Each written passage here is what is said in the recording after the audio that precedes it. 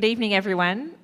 My name is Sophie Brown. I'm the Program Director at an organisation called SEEK Initiative, and our mission is to democratise the fight for truth by supporting people-powered investigations. And I'm going to be moderating today's session with Georg Neumann, who's from the Open Contracting Partnership. And open contracting is about opening up public procurement and transforming it so that it's fair, efficient, and improves people's lives. So what we hope today is that you're going to leave here with new strategies to empower citizen investigators to stop corruption. And what we're also going to do is look at why public procurement can be a really powerful place to start to do investigations. And I'd like to start today by asking you all a question. Put your hand up if you consider yourself an investigator. Okay, now I'm going to pick on some people. You, sir, in what way do you consider yourself an investigator? I am looking for data which can help us to be more transparent about public relations and public finance. And when you're looking at this, where do you look for information? What channels and what techniques do you use? Mainly the official data and websites. So official records online, yeah. Okay. And who else had their hand up? Who'd like to say something? Hi, yeah. And yeah. Yeah, I request for information from government because we have the access to information law in place, and I've been able to get a lot of that data. Some of the officers are here because we've been able to write to them and they give me a particular information, like the Auditor General, PPDA, that's a procurement office. So I look at all these other government agencies. I'm from civil society, but I request government for that information and I get it. Excellent, great. And one more? Yep. Thank you. As Deputy Ombudsman of my country, I evaluate evidence that has been presented by the investigators, and then I evaluate it and determine whether it's sufficient to be produced before courts of law, or consider any other administrative measure to determine a matter. So I'm an investigator. And do you, how do you verify the information that you're getting from the people? Basically, I look at the evidence that has been collected, and I'm a lawyer, so I try to look at the provisions of the law, and then also coordinate with other institutions that are in the accountability sector. Sometimes we are investigating the same cases, so I do background checks to see if my investigators have given me the right information. But also, in evaluating this evidence, I look at what the law provides and what has been presented. Excellent. Okay, I'm going to come back to that in a little while. But at this point, I just want to say that in some ways it's never been easier for regular people to get involved in investigating corruption. These days, you don't have to be a seasoned journalist, you don't have to have a PhD to be able to look into problems in your community. And people have tools for the first time to do this really effectively, whether it's going to social media sites, looking for data online, or using really powerful business analytics tools that help you to crunch data and shed light on problems in ways that are totally new. So what we're going to be looking at today is how citizens and civil society can do investigations that are impactful, safe, accurate, and ethical. But it can still be a really challenging thing to do. You can get really dangerous really quickly if you don't know what you're doing. It can be a really lonely thing to do, to be an investigator. And it can also be really hard, I think, sometimes to take a rumour and to really get the evidence and prove that there's wrongdoing. You know, there's a big difference between a rumour and actually having the proof that corruption happened. So hopefully today we're going to give you some strategies to actually tour all of those challenges and create a new framework to do investigations that are secure, to find ways to collaborate with other investigators from different disciplines, and to do investigations that go deeper and are really comprehensive and use a big range of techniques.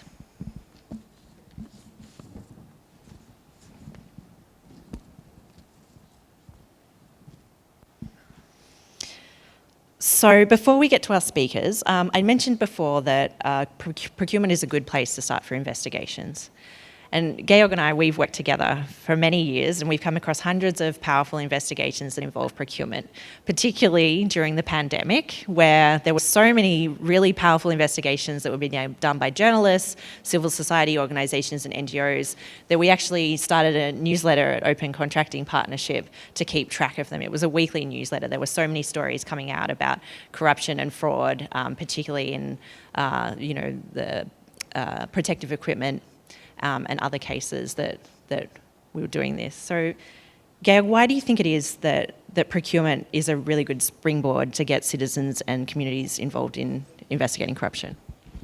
Thanks, Sophie. And I think we're really excited to go beyond looking at corruption, but really seeing as a way to investigate of how government is spending money and assigning priorities.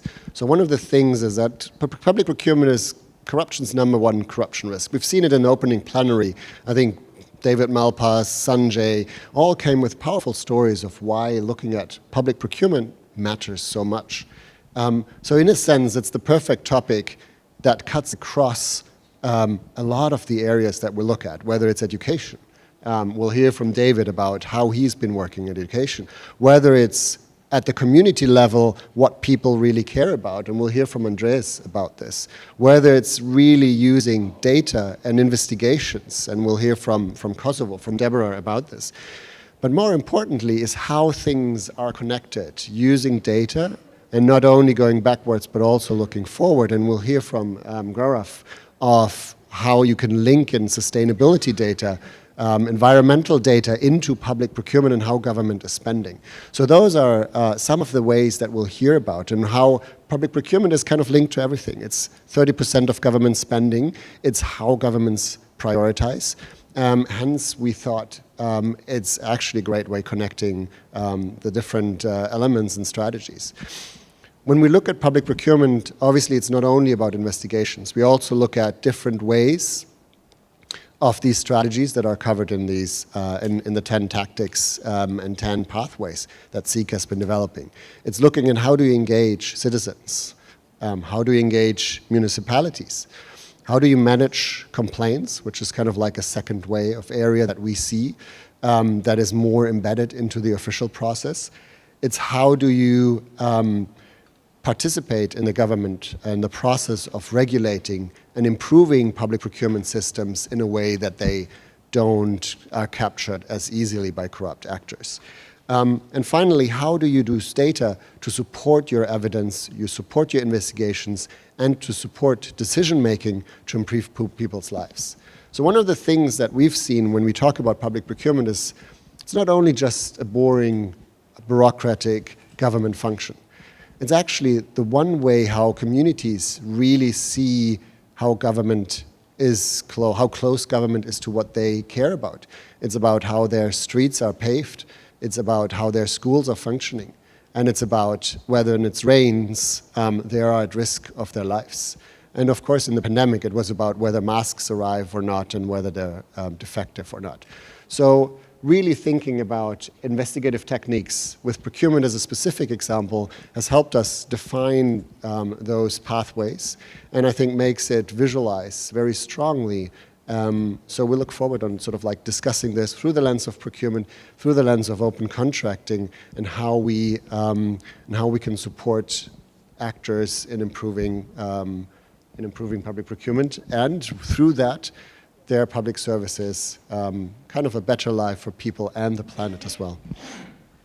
Thanks, Georg. So coming back to the question I asked before, are you investigators and what are the techniques you're doing? I just want to show you what is the kind of core of CIG's curriculum, which is our 10 pathways of investigation. And this is our comprehensive map that can be adapted to conduct investigations on any topic in any location. And you did mention a couple of these already. So requesting government records, going to online public records and databases, doing interviews, developing data. But there's a whole lot of other pathways that can be used and people are using to dig into problems and see them from different ways. For example, looking at maps and showing problems from above, or taking something like audio video witnessing and field research, people often using their phones now to document situations that are happening on the ground. And then other people are verifying that information online. And, there's places like Bellingcat that are doing that. So there are different groups that are often doing one of these techniques really well and have really honed it, or doing a couple of these. And what we're trying to do is create this framework to look at all of the different ways, whether it's online or offline, that you can dig into issues. And in this case today, we're going to be looking at 4 wonderful people from different places and doing very different things, and look at how they're applying it in their work. And we also then, after we've heard from our speakers, we'd like to open it up to you to be able to share some of the cases that you're investigating. So start thinking now about how you actually use these different methods, and also some of the challenges that you might be having and might be getting stuck with, because we're going to have a chance to discuss potential other ways that you could be approaching the problem that you have. So the other part, just before we move on to our speakers, we have the principle, the 10 pathways, and then the other part of our methodology is the principles. And these are the kind of values that we believe at Seek Initiative that investigators should follow if they want to do investigations that are accurate, that are trustworthy, and that are fair and safe. And you have little booklets there in the yellow booklets on your chair that gives you a more detailed description of what the principles are.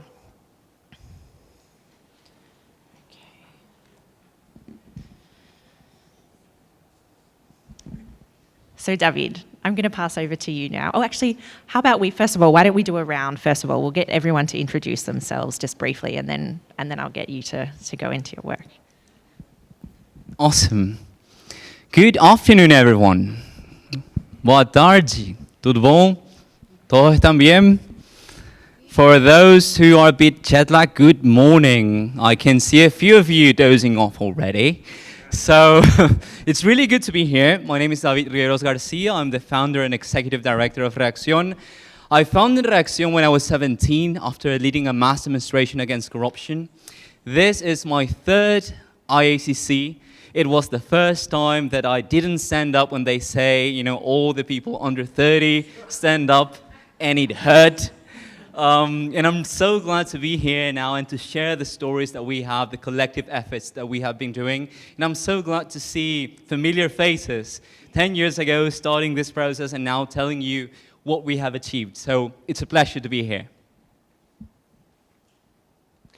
Hi everyone, my name is Csar Vega. I'm from Guatemala. I am a research coordinator at Accion Ciudadana, the Guatemalan chapter of Transparency International. And I can describe how happy and excited I am to be here, sharing what we do down in Guatemala to fight corruption and strengthen democracy. So thank you for attending this event. Hi everyone. I'm Debora. I'm from Democracy Plus in Kosovo. We are an NGO and we work towards increasing transparency and accountability from public institutions, and we do that in various forms, which I will present later. This is my first time attending the IACC, and I'm very excited to get to meet peers who do the same work in different methods. Good evening, everyone. I am Gaurav Godhwani from CivicDataLab, India. We are a private research lab connecting data, tech, design, social science to strengthen the course of civic engagements in India. We do it by making public data much more accessible to citizens and finding ways on how this data could be better used to improve governance, improve data-driven decision-making, citizen participation. So I look forward this evening to interacting with all of you and sharing the insights from our work and learning more from you folks. Cheers. Okay, David. So your third IACC, you were a high school student when you first were here. And now you are running an organisation that has fundamentally changed how funds for school repairs are allocated in your city, in Ciudad del Este. Can you tell us what you've learnt in the last 10 years about how to empower citizens and communities to investigate corruption? Sure. Getting old, I think, and looking back at the time, the things that I did. Today, this morning, as I was remembering 10 years ago, the first IACC, I realized how much when I was younger, the idealism and the way I wanted to approach anti-corruption, when you are very young, that stubbornness clouds your judgment and your approach, and it's not very different from being a fanatic. So through a lot of effort and hard work, we have learned a lot in how to approach collective action.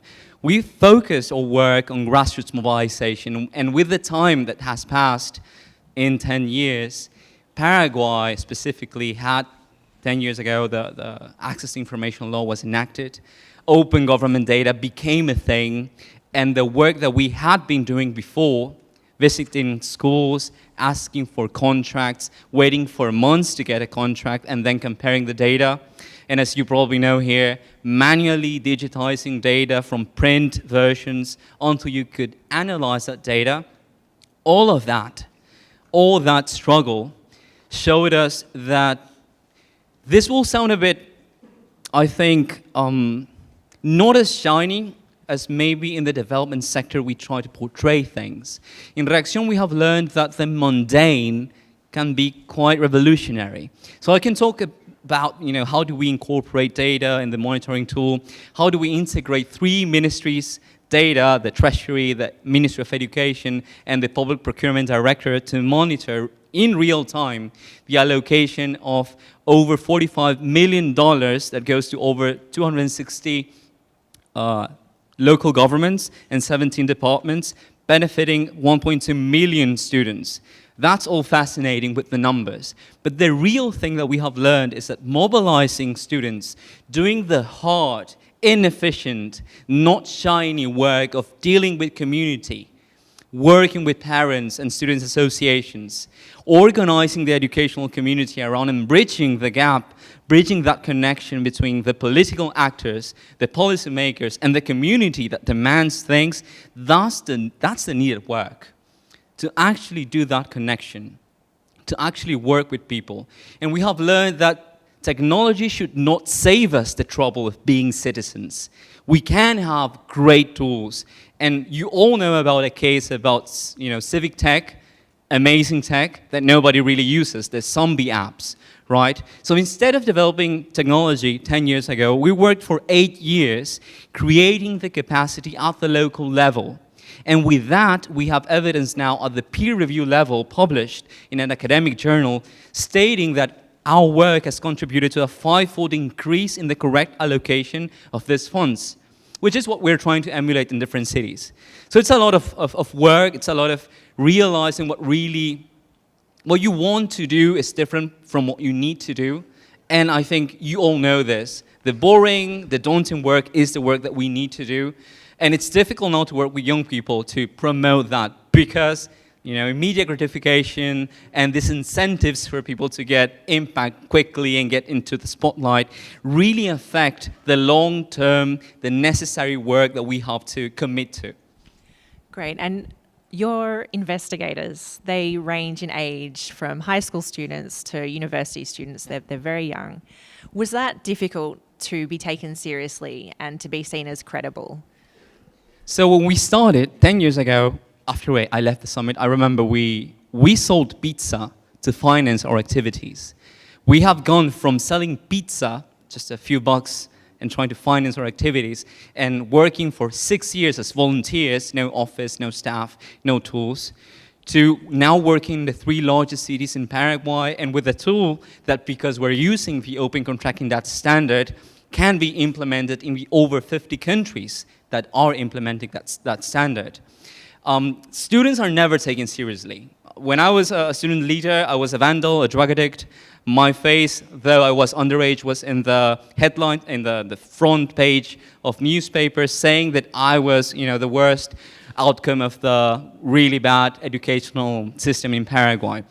That is not the problem. But then you become neurotic about proving people, with the students, that you actually have the evidence, that you are rigorous, that your findings are robust. And in doing that, I think we proved long-term, it never happens in 1 year, that, okay, these kids, 10 years ago, they are serious. Furthermore, that has earned us the trust from government.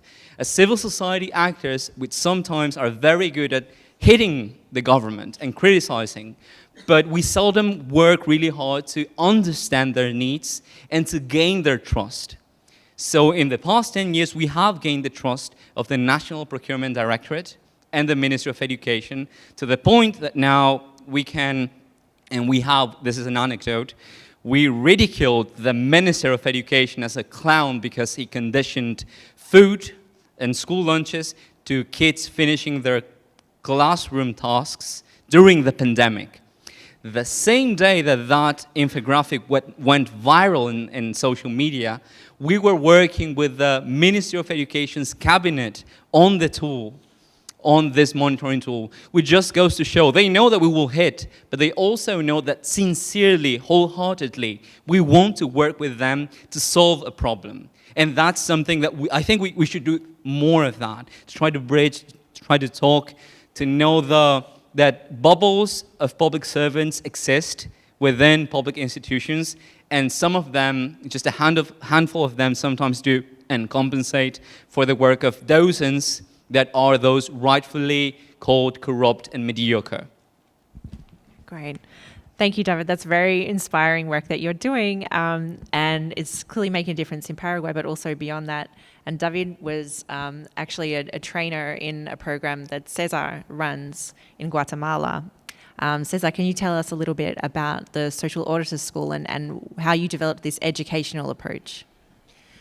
Yeah, well, this initiative that we call Escuela de Auditoría Social, or Social Audit School, well, it's based on the idea that every citizen can fight corruption, right? From their communities, livelihoods, personal experiences, regardless of their age, ethnicity, in case of Guatemala, for Guatemala, or gender, right? So what we do is that we go on and train community leaders, nonprofit staff members, journalists, students, regular citizens on a broader body of research techniques so that they can go on and implement social audit projects, right? Research projects in their local governments to identify vulnerabilities in institutions that create corruption risks, right? So in the first place, that's the program, a training program. But what is important is the approach. We encourage participants and train them on how to gather evidence, like I said, that identified what is missing and what is going wrong in the public administration, that is enabling this corruption risk, that is creating these problems, these issues that are affecting them, right?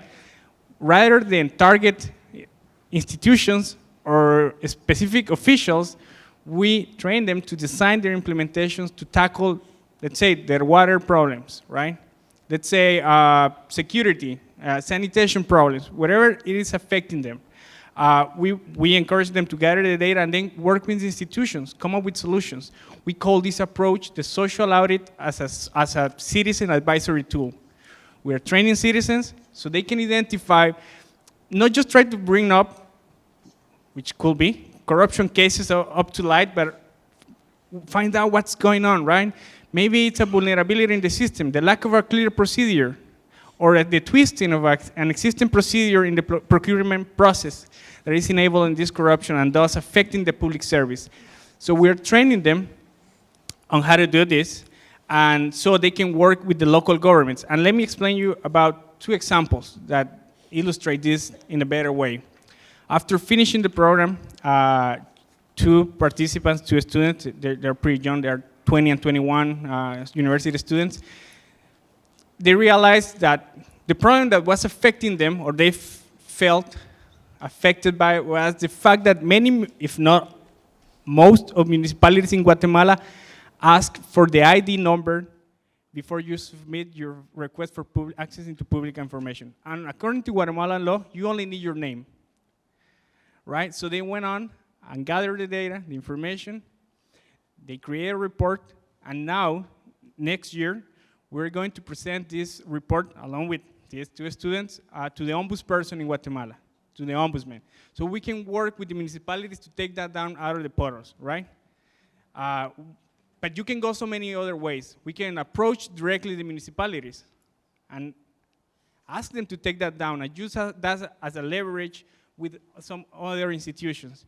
You can do handbacks. Bring back to the community the report, right? Brief them on how the simple fact that the municipality asks you for your ID number is preventing many citizens to actually ask for information. Because you gotta understand, in Guatemala, many institutions are not trustworthy. So many citizens, they don't want to give their ID number to those institutions, even though they need the information. So it's a big issue, right? And these 2 students realized, well, we want to tackle that problem, right? So they're researching. They run a small research in terms of methodology for those who are researchers. It's not fancy, but it is a powerful tool, right? The report. Let me give you another example. Just the past November, we launched another project with former students. Basically, we created in terms of methodology, it's not fancy because it has to be able to be replicated, right? So a lot of citizens are working on looking to some procurement process, and they're filling this form that is getting to this journalist, this investigative journalist, and they're working with this data. So this, and actually in 2 days, on the 9th, they're going to present all the data that they created that was used for these investigations. So what we're doing is trying to have citizens investigate corruption, but also trying to have them be part of the decision-making process, right? So we believe that social audit can be used to prevent corruption, because with the evidence that they gathered, now they give themselves a chance to have a seat at the table. That's the whole approach. And that's why we're working, or we're having this approach of local governments, or municipalities, because people, we've seen it in a year and a half that we have been running this project. People are more willing to care about public matters and to join public matters when the possible outcome is the chance, at least the chance for them to get a seat on the table, right? And reform, work towards a reform on an issue that is affecting them. So how we came with this idea? Well, we have a lot of experience doing strategic litigation, right, in Accion Ciudadana. And at some point, I don't know if many of you are aware of the current situation of Guatemala with the shrinking of civic space and persecution to a lot of activists. We just realized the criminal approach to fighting corruption is just not enough, right? You have to complement it with something else. Not replace it, but complement it.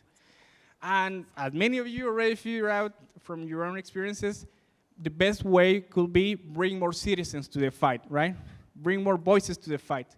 But the criminal approach, we reckon, is not very effective or efficient engaging with the community, right? Engaging with citizens.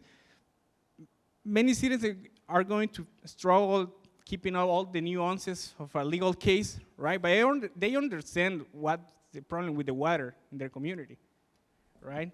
Many citizens are going to find hard to understand what the election of the Constitutional Court affects them, but many of them know how the election of the local council of their municipality affects them, right? So we're trying to create this methodology so they get close to their institutions.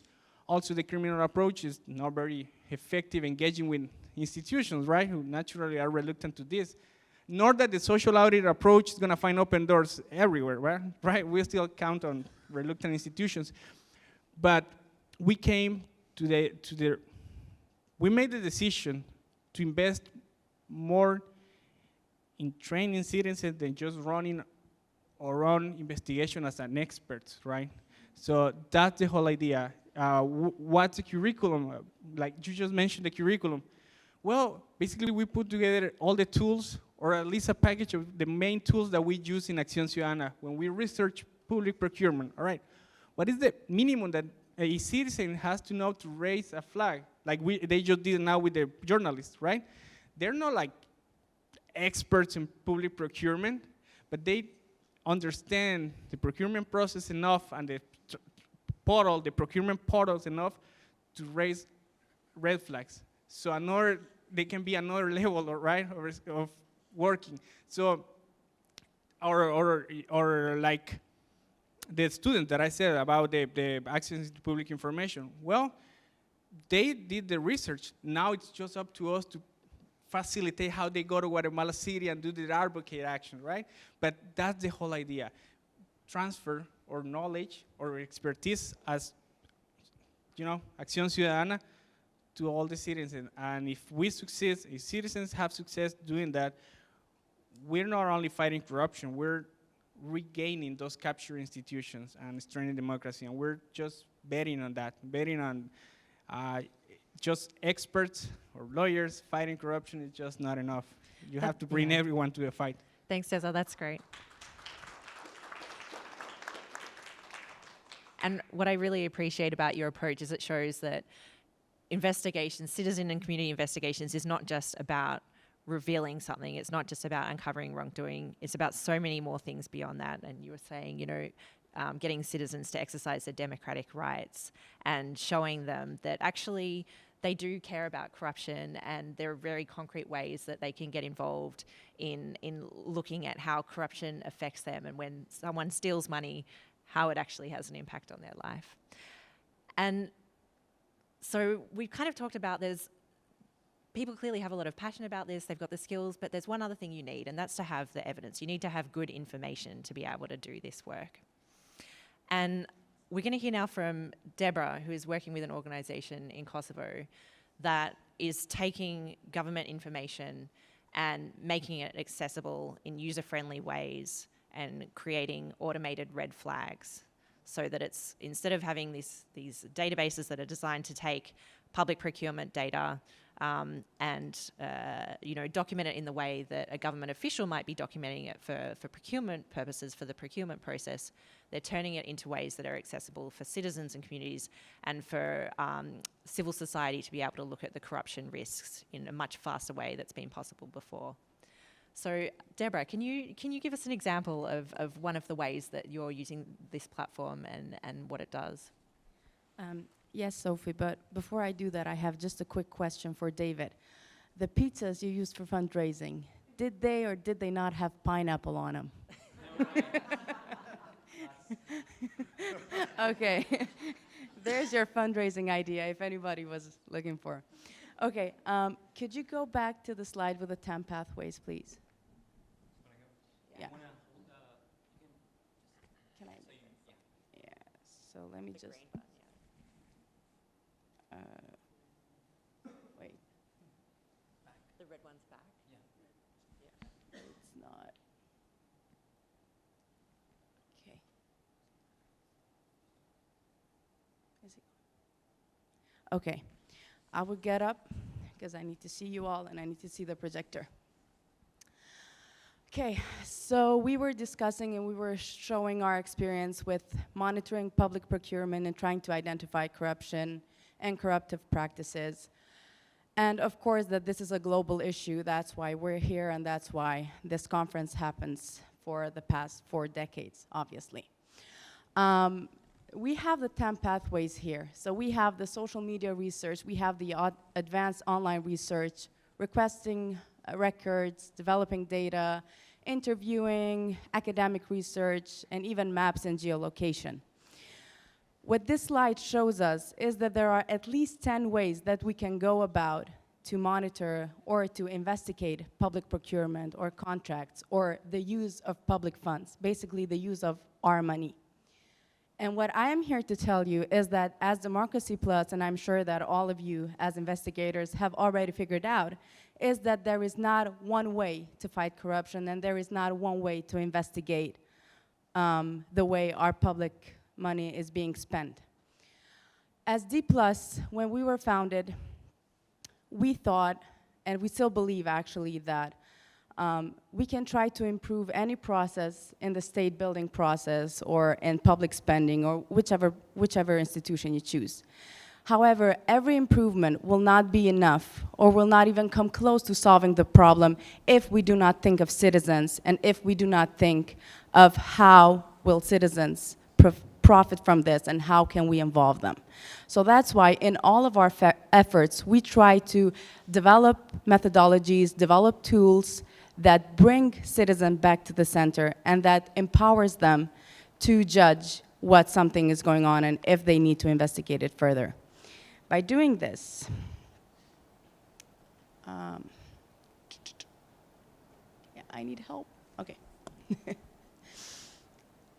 In order for us to do this, in order for us to empower citizens with knowledge, we developed this tool that's called redflags.dplus.org. It is accessible, and it's also in English. What this website does is that it automatically collects all contracts from all public institutions in Kosovo. And with the help of some algorithm and formula that I don't understand, it recognizes if some steps have been avoided or if something was not done by the law. And it raises this little tiny red flag right here.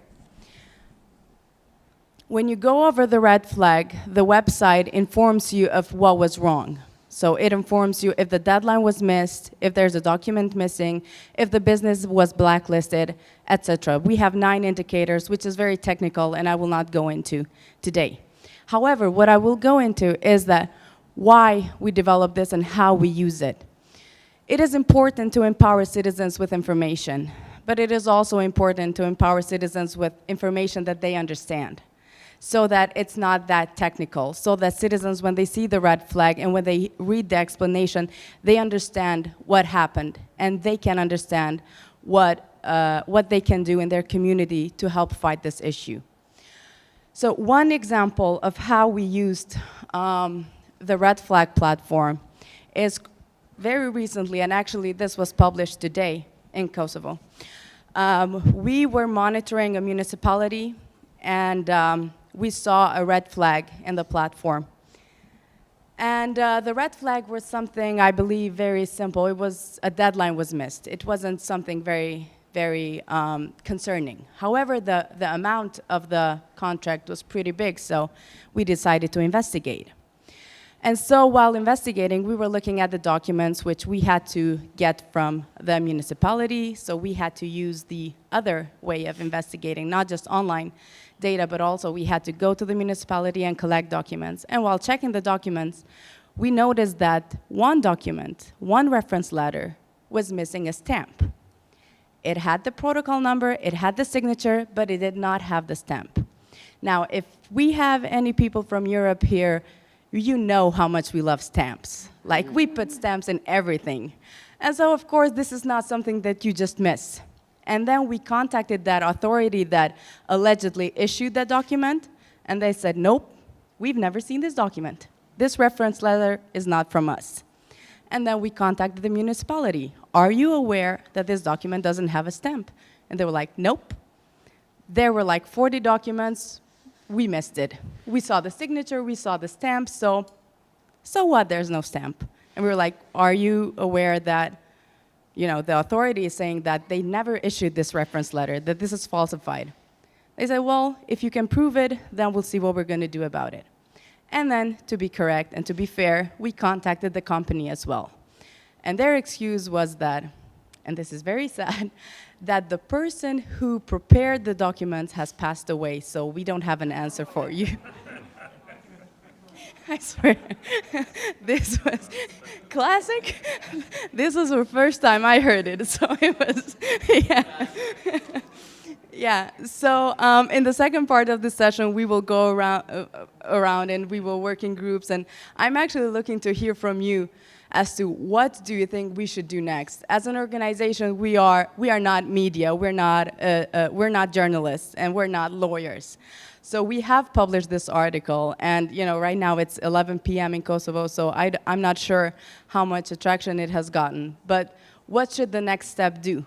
What do we do with this information that we have that clearly over 100,000 citizen money is potentially being misused? And we have that information, but what do we do next? Thank you. Thank you, Debora. Okay.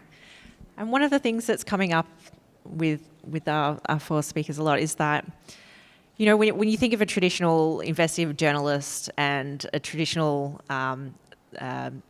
explosive investigation, there is always this sort of tension between journalists, investigators, and authorities. But you all seem to be working really hard to try and build this trust with authorities. And now, Gaurav, I'd like to talk to you a bit about what you're doing in Assam, in India, and how you've become, with your very sophisticated approach of using data and combining data sets, how you've kind of become this real asset for the government, one that they really appreciate. So I would also follow Debora's cue and go closer to the screen. So India is one of the biggest democracies, right? And you would have heard on the news that a lot of digitization is happening in the country. A lot of information is now being digitized on how public service delivery is happening, how infrastructure is being constructed, etc. So one must wonder, can we use all of this information to better assess the welfare schemes, how those are being procured, how those are being budgeted, how the expenditure around these are happening. So that's where CivicDataLab's work come into picture. How can we make all of this public information more accessible to citizens so that they can monitor what's happening in their region and better engage with the government authorities, better participate in governance procedures, etc. So one of the major problem in the northeastern region of the country is floods. There is this river Brahmaputra, which divides one of the major states, Assam, in the northeast region into two parts. It flows basically in the middle of the whole state. So every year, the states get flooded, and a lot of people get displaced. So this is the story of Assam, where close to 90% districts, Assam has 35 districts, 90% of these get flooded every year. And close to 4,000 hectares of agricultural land gets affected. 3 million people directly get displaced on an average, and 36 million USD worth of property damage happens every year. And close to $121 million go into the State Disaster Relief Fund so that state can respond to floods on a timely manner. Every year, the damages are varying because of how the course of the river changes. This year, all of these numbers got almost doubled. We had a worst year after COVID, and the floods were really bad this year, so the preparedness in general was low for the districts to respond. So we have been working in state for last 5 years. We have been working very closely with the finance department to open up data. As David and Cesar were discussing, building that trust with the government agencies, staff members is very critical. So we have been working closely with these bureaucrats to open up budget data so that one doesn't need to go through thousands and thousands of messy PDF scanned documents to compute where the money is going, when you can do simply all of that in an Excel sheet, which is sitting in the department but is not in public domain. So we worked to open up that Excel sheet in public domain so that anyone can access it and do the computations in a timely manner. Similarly, we would work with the finance department to open more than 35,000 tenders, which have happened in the state in last 5 years, and made it available in Excel sheet for anyone to work with. We made them enable to publish all of this data in the government open data platform of the country. Next up, we thought, let's combine all of this data and understand what we can do with it, and see what are the major areas which get affected, where the maximum damages are happening, and how is the preparedness of that region in the state in terms of timely responding it. So this map, you can see the red regions where the damages are high, but also preparedness is low. And how do we measure preparedness? How timely you can procure, how timely you can spend, so that there is immediate response, also some sort of long-term preparedness, long-term engagement of building robust infrastructure, etc. The blue ones are where the damage is low, but you end up seeing high preparedness. You can see high expenditure, more budget allocated, etc. So as you can clearly see, there is this region on the left-hand side of the map, known as Barpeta, which gets a lot of damage, but the preparedness is pretty low. So we wanted to create report cards for all of these using the data science model which we generated, and give this to the state department so that they can engage with the districts and help their preparedness. We created report cards like these, where you can see the district, see their scoring on the flood proneness, on flood impact, preparedness, etc. And see what are the issues with that particular district, like what are the kind of tenders they are doing, how can we prioritize certain long-term tenders over just immediate responses, etc. So that kind of reports really help them prioritize the yearly state disaster relief funds which they release, and help government authorities prioritize further. Within the district, there are revenue circles, which is the cluster of villages, prioritize revenue circles which require immediate attention. So this is an ongoing work. To our surprise, Assam State Disaster Management Authority is quite open for these kind of collaborations. In fact, based on these discussions, they have opened up every Friday morning their department and officers for anyone to come and engage with them, share insights, share data sets, share their opinion about how the preparedness and response work is happening. And it becomes like a continuous dialogue between the state government, citizens, civil societies, academicians, researchers in the region to plan better for the state and timely respond for floods. Great, thank you, Gaurav.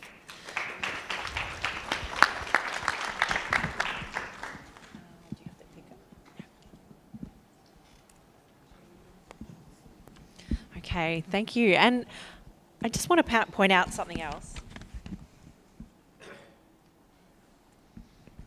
which is that we think traditionally of an investigation as going back in time and looking at what's happened.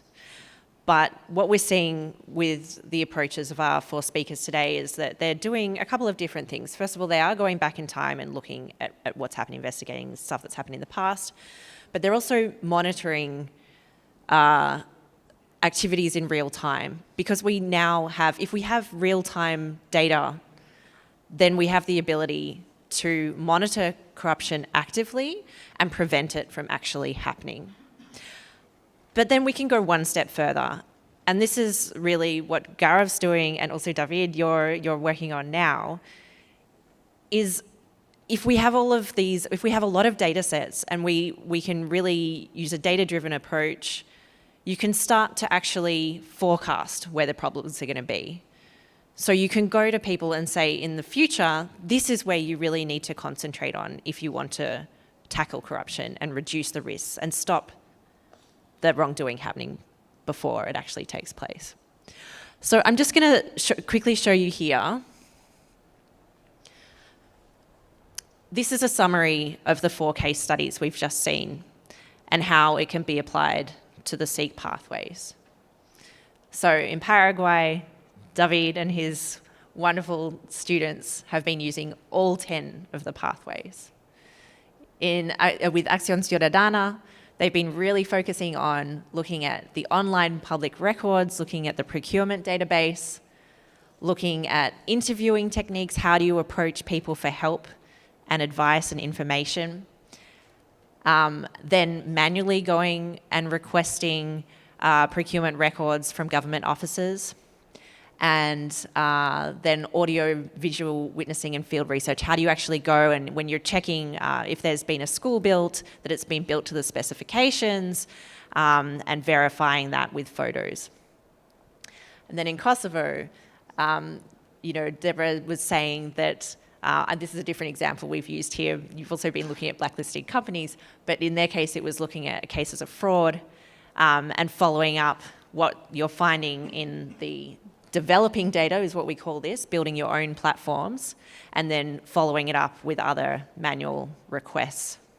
And then finally, in India as well, really also focusing on this developing data, but also Gaurav's team also goes and does surveys with communities and looks at academic research, looks at to see if there's been peer-reviewed studies doing similar approaches in other countries, and so on. And that's actually going with the academic research. This is news and academic research. That's kind of like looking and seeing who's been down this path before, who has been looking at the same issue and what have they actually found.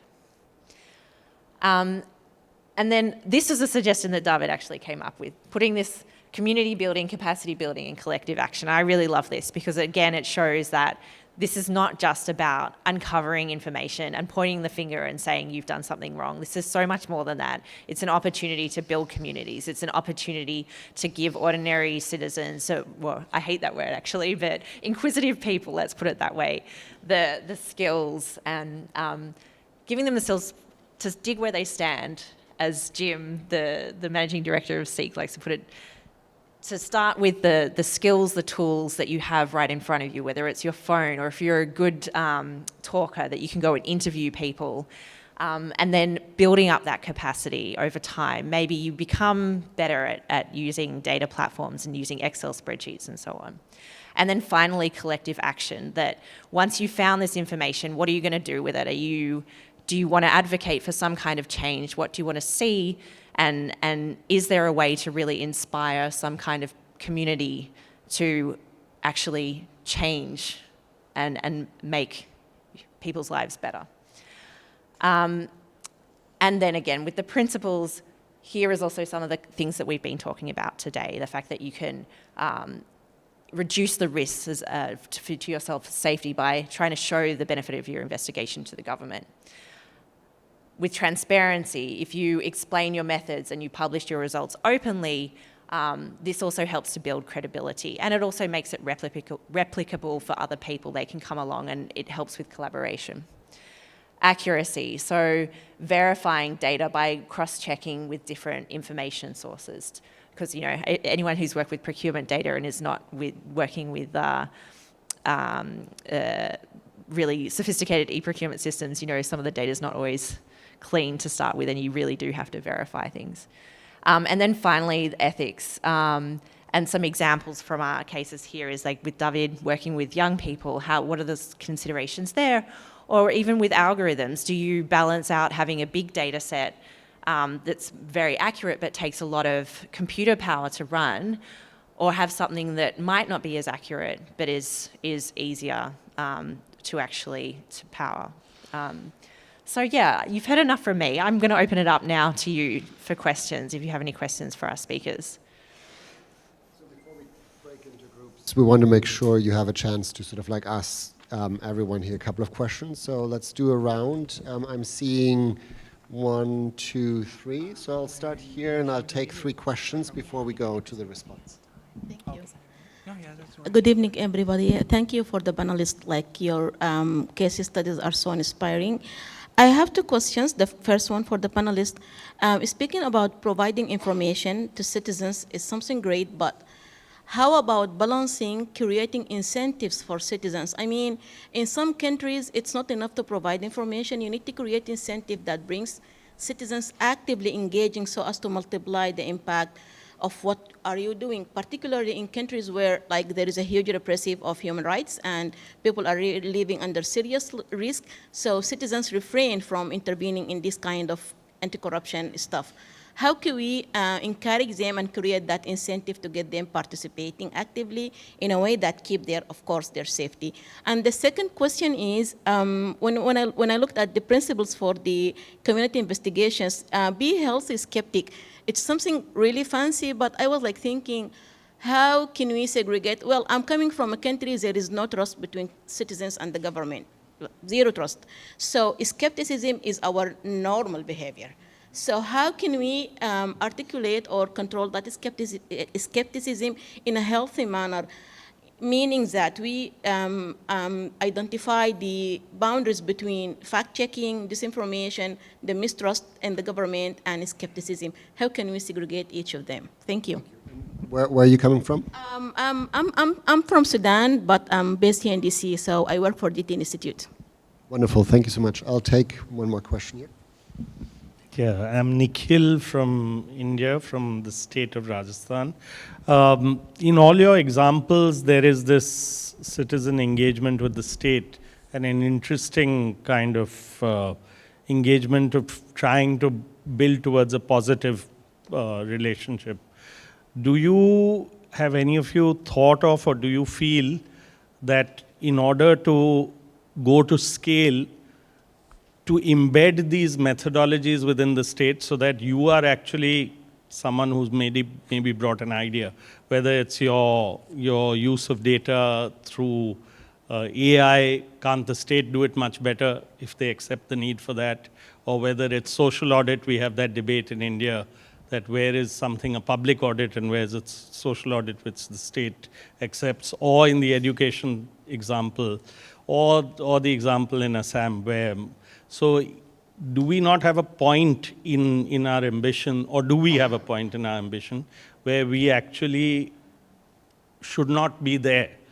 It should be something that should be institutionalized within democratic participatory practice in the state.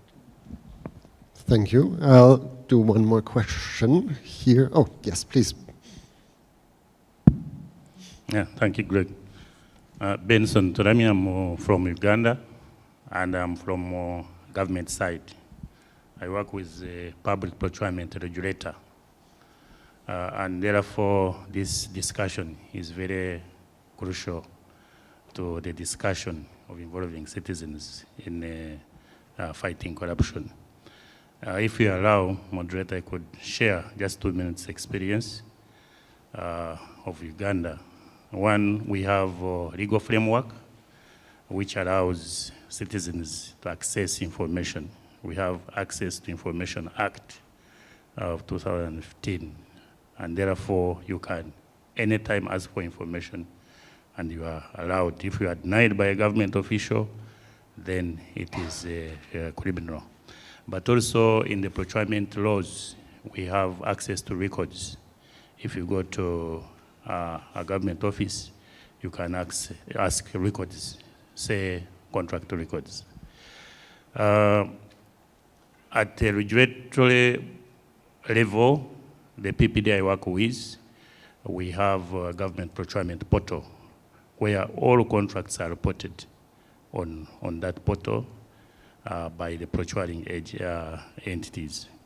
But also, this data has been organized actually with support from Open Contracting Partnership to have it in the OCDS, Open Contracting Data Standard, so that it's easily accessible.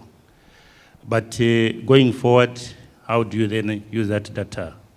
We have partnered with civil society organization. Angel is one of them. He's from civil society organization, where then they can access this data to monitor contracts that are implemented. Thank you. Levels. Yeah, But we're going to have an opportunity to talk about these case studies in a second. Did you have a question? Or, yes, I have a okay, question. Yeah. The question is the citizens, and you talked about the capacity. We have complicated contracts. They're very complex. in terms of reading them? These are bridges, these are roads, these are, how do we empower citizens in terms of understanding what these contracts are supposed to deliver? We could get some experience from Kosovo or from India. Thank you so much. I think we can hand over. I think there was a question for David and Andres, and one for you, Gaurav, and I think the other one, the last one, I think applies broadly. I'll try to make it bullet points, beginning with the lady from Sudan. Indeed, so transparency is a two-sided sword. The case of Paraguay, but this is generalizable. When you have so much evidence out there, and citizens get that evidence, and they denounce, report, sue people with that evidence, and impunity still reigns unchallenged, that's a way in which corrupt people use transparency in a very, literal way to step on the head of the citizen and say, even with all the evidence that it's out there, this transparency is just going to prove you that I am almighty and that the system is mine. This is mostly the case of Paraguay. But what we can learn from the literature on civil resistance, on nonviolent conflict, the safety of numbers, aiming for small victories to motivate people, that's how you get the numbers. We didn't begin with students and our staff trying to get the head of the mayor when we found we had evidence that $200,000 disappeared, because that's pretty unachievable, first of all. Second, it would frustrate people. So we have to be strategic. So what was the small victory we wanted to push for? Okay, let's use a few very well sequenced right to information requests to corner the municipality to admit that it was corrupt. And we did it. They basically, with 4 different access to information requests, which is one of the pathways, we cornered them so that they actually admitted by replying to each one of them that they disappeared $200,000 in public funds for education. And so that was a small victory. And then students got, okay, so this is working. We just cornered them into this. Nobody was in a dangerous place. And from there, you start building up. The mechanism we use to achieve the 5-fold increase, it is to increase the political cost of inaction through sustained, disciplined collective action. So again, there's a lot we can learn from the literature on nonviolent conflict and civil resistance in that way. For the second question about the government, to what extent do we, as civil society organizations, become sort of public service providers? This is a question we get a lot in our team. Are we doing things that the Ministry of Education should be doing by monitoring all this funding? And when should we give them access to this tool? And what we have learned, well, first of all, what is evident in the literature on anti-corruption is that upwards accountability, the one that is internal within ministries, is not as effective as downwards accountability, which is the things that are public, the examples we have here. So I think we should always aim for things that sustain the tension, the constructive conflict between the government and civil society. So it's not, because we have examples in Paraguay that I'm not going to talk about, in which we gave them the tools and they disappeared them, they shut them down because they worked. And the other thing we have to start working on in anti-corruption is, as you probably know, the evidence from the best random controlled trials that we have available is mixed on the impact, the effectiveness of anti-corruption. We don't really know if transparency interventions and anti-corruption interventions really work. I would argue that that's because in civil society, in the local context that each community has, there are ecosystemic factors that are not there. So there is no use for this sort of amazing tools if local civil society, if communities have no capacities. So we should aim to develop those capacities, those ecosystemic factors that are beyond our own work and our own organizations, so that whenever you intervene, when you reform something, these things start to fit as if in a puzzle, and then you solve something. but you always have to manage expectations. I'll leave the rest to my colleagues. I just want to address the question about the incentives. That's a problem we face and we are going to continue facing. And we have an interesting, that I forgot to mention, ally in Guatemala. We have the Political Science School of the largest university in the country, only public university, backing up the program. So they actually graduate as social auditors, back up for this university with academic credits and so on. And we believe that's an incentive. Why? Because also protect them from the from violence. How so? Well, we're Accion Ciudadana, right? For people in government, we are the people always, you know, doing what we do, right? We're the people causing troubles to them. So for regular citizens, many times they don't want to, you know, they don't want to carry with that weight, if you know, if that makes sense. But they can say, well, I'm a social auditor by this university, right? So that's a way we're doing it. And what's important about this university, almost every Guatemalan graduate from that. Many Guatemalans, they are not proud of being Guatemalan, but they are proud of graduate from San Carlos.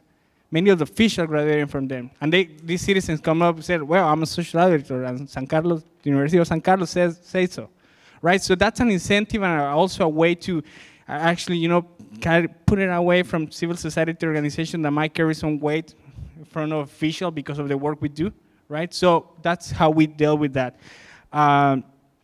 Also about incentives, right now we're approaching in this phase, especially we're approaching on other activists that advocate for children, for women, for indigenous rights. So we're joining, or we're getting regular citizens from, you know, that learn about the program and they want to participate, but we're specifically targeting other type of activists. They might not be transparency or an anti-corruption activist, but they do some type of activism, and they might find interesting to do this. So just to give you an example, like we have run this project for a year and a half. We launched 2 classes already. We have graduated 296 social auditors that become, they are part of 71 subnational and you know, nonprofit CSOs, some type of, you know, collectives, you know, there are some type of activists.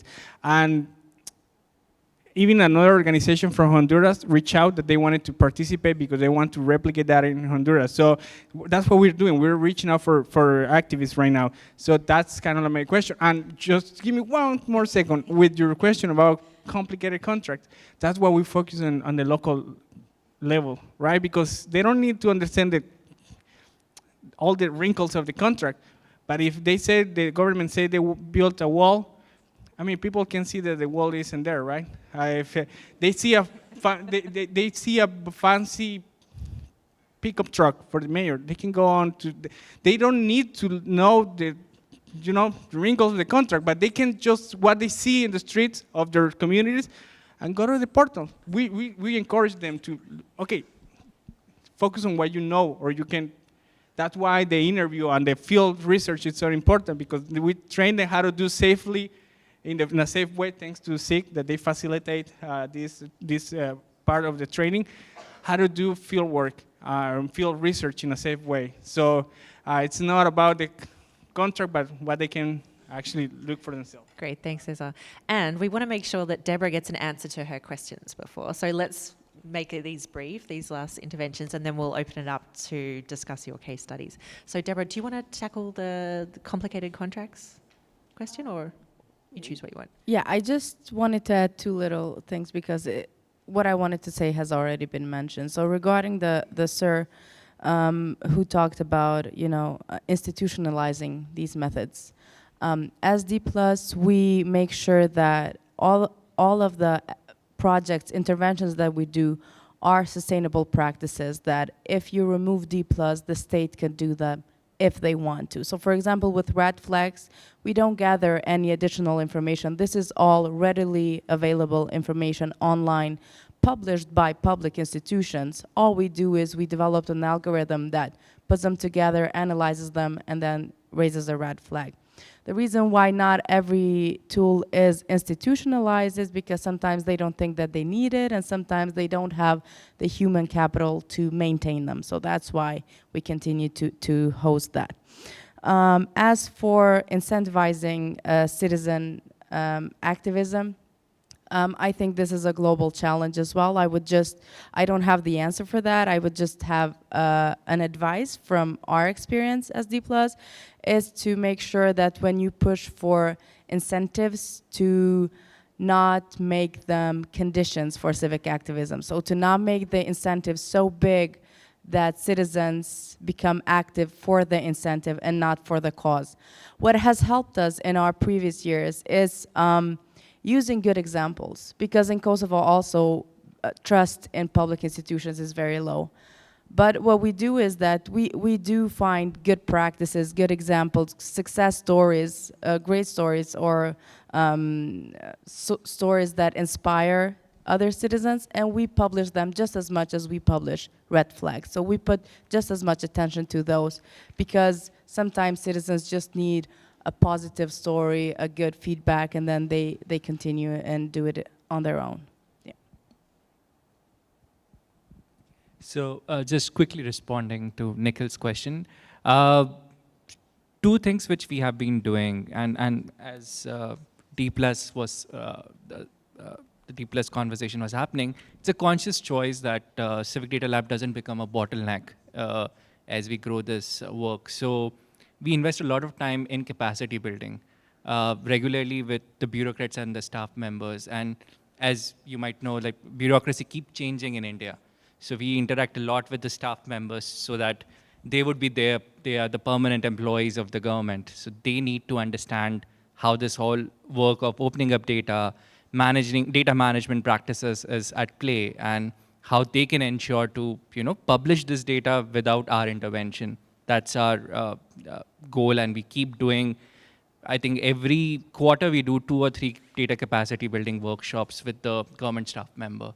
And even if our engagement expires, we ensure that they continue to do this with help of other civil society actors, other volunteer groups present in the region. Second thing, the question on how do we increase, how do we balance out the trust and accountability equation, and the skepticism which we see obviously in most of the countries now, that there is a lack of trust in some of the public service delivery, as well as the bureaucrats and the officers who are ensuring these deliveries to happen. Like open contracting partnership, we believe in celebrating certain champions. So we have observed there are few champions who are doing really great job in government. How do we create sustained dialogues with them? How do we invite more citizens, more volunteer groups to engage with them firsthand? Hear their insights, their concepts, their inhibitions, etc. firsthand. So those kind of continuous dialogues we try to do every 6 months. And we try to record these and publish it as videos as well, so that people who are not able to see them firsthand, they can go through YouTube and see what the bureaucrat mentioned, and hold them accountable later. Great, thank you. So now what we're going to do is break into 4 small groups, and we're going to give you a little template that you can use to map out the pathways according to an investigation that you're doing, or you have done in the past, or you might like to do. And what we'd like you to do is to put the pathways in the order that you'd use them, and then also think about which ones you aren't using, and some of the challenges that you're having, some of the blocking points. Then we're going to discuss in the groups how you might use some of the other pathways you're not currently using. Okay. A couple more questions to our panelists as well. So we have one little circle over there, one circle over here, one circle that will be in this corner, and one circle that will be in this corner. And we'll have like just 10 minutes to really sort of like walk through your ideas and your approaches as you do that.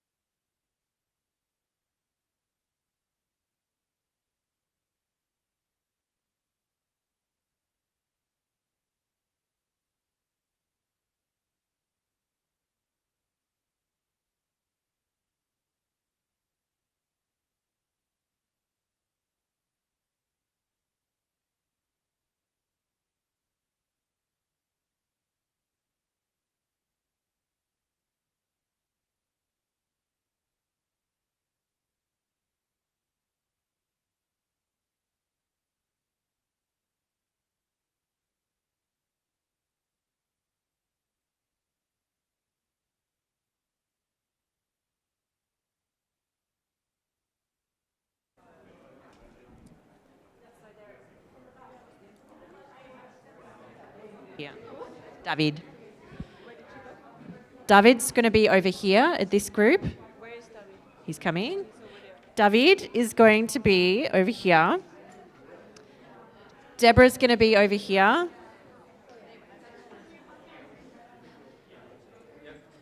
Cesar is at the back over here, and Gaurav is over here. There's two groups over here if you want to... Oh, you're merging? Okay. Yeah.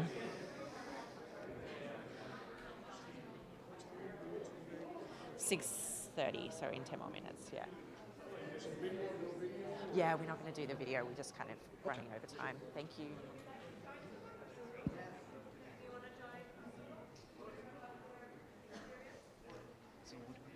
So they've got the pathways. And yeah, we're gonna look at how a case that they're interested in investigating, that have been investigating, how they're using the pathways, and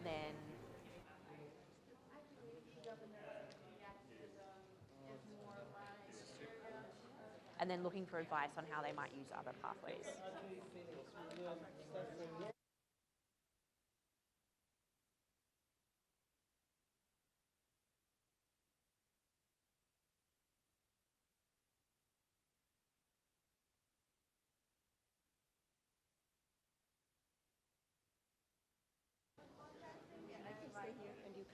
Yes, okay. And anti-harassment contact, anything, great, thank you, appreciate that. Okay, great. I see the green badge. One of them is signing and there's an example of each of the 10 pathways. I took a poll and I was like, but what about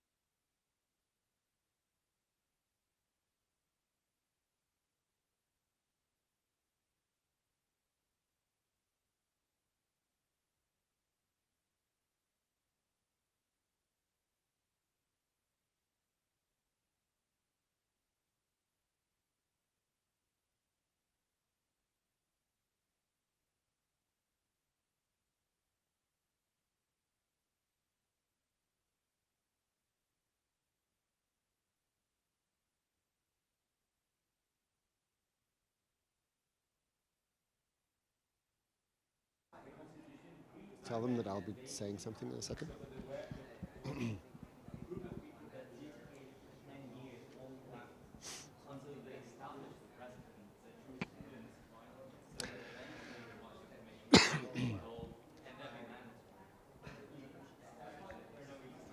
So if you've watched YouTube videos, you know that there's always a commercial coming in at the most not likely moment. I just wanted to quickly know that officially we're at the end of the session. I know that some of you are still, really having really interesting conversations, so please feel to continue. There are two things that we wanted to say. Is first, open contracting partnership. Katrin, Carrie, Kristen in the back here, we are all around to continue talking to you about public procurement strategies, open contracting. Sophie here and Jim are at IACC initiative, and they're happy to talk to you through the 10 different pathways. And please feel free now to think about your strategies. Fill this out and come to the both of them with your questions.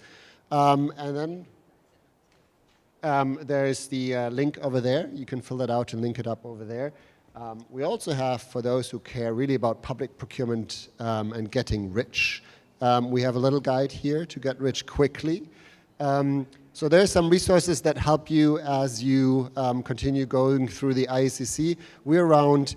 We love for you to continue that conversation, so please continue. I think the video goes on for a couple of more minutes. So thank you so much for coming, and it's been great having you.